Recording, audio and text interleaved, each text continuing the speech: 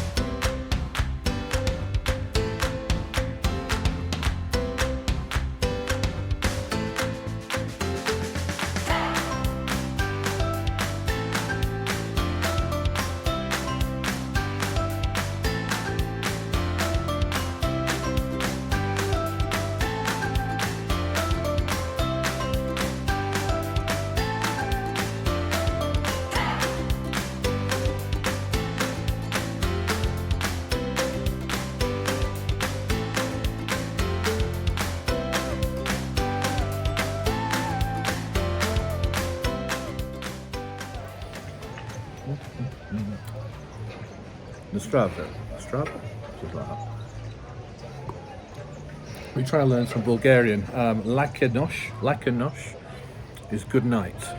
So I've been saying it to everyone, and they've all been laughing at me because apparently I don't think you're really supposed to say it until you are actually in bed about to go to sleep. So just when it's evening, just when it's night time, and you're saying goodbye to someone, they all think it's hilarious. But it's the only one I can remember because Lakanosh, something about it kind of resonates, and I remember it. It's very immature and puerile now, but yeah. So it's Tuesday. We've done our little bit of skiing this morning. We've gone up to the gondola to have something to eat. We've come back early, very early. It's about 3 o'clock.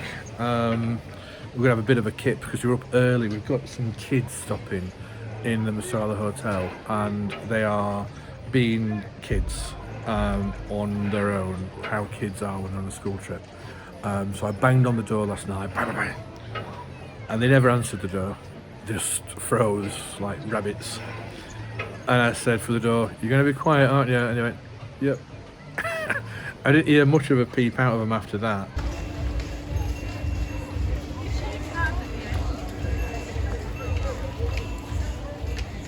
So this year we stayed in the Musala Hotel, which is a little bit of a walk from the Borovets village centre.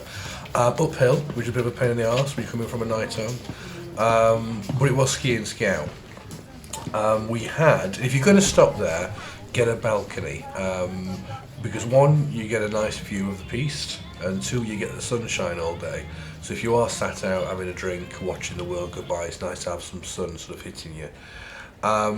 Probably wouldn't go back there again. There's another hotel behind the Rila called the Iglika, which we go to.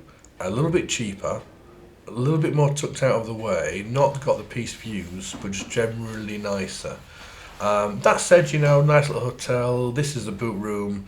Very close to the slopes, very small and compact, very quiet boot room, no fuss, no hassle. Had these great little things that you could put your boots on to dry. And then once you've done that, you can go and watch Tom Jones all the way from Las Vegas. I crossed the street to your house, and she opened the door. She still there laughing over. I felt the 9 feet in my hat, and she had no more. All together, sing it with me.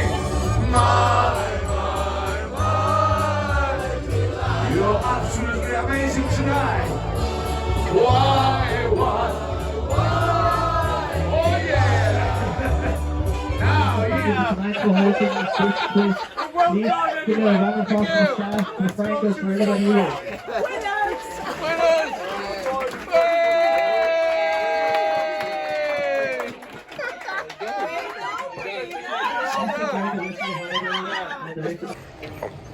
Last day of skiing, but we're not skiing. It's a lovely sunny day, absolutely red hot. We've been to the Rila terraced. Got busy, but there's still lots of seats. I think it's really quiet this week. I think it's quieter because people who may have come here late availability have looked and said, well, the snow's not very good. And last year as well, we had people in our hotel who were supposed to be going somewhere else, but then got changed because the snow they were going wasn't very good. So they got changed over the guarantee, crystal ski guarantee, and got moved across to us. So I think that and them sort of two reasons would potentially make somewhere a little bit bigger, a little bit more people. So update on yesterday was going up the green slope. I put some footage on. My partner fell off about 50 yards in. So I came off. So let me know what you think about this. It was a drag lift. I undragged myself and I put my arm out and let go. There we go.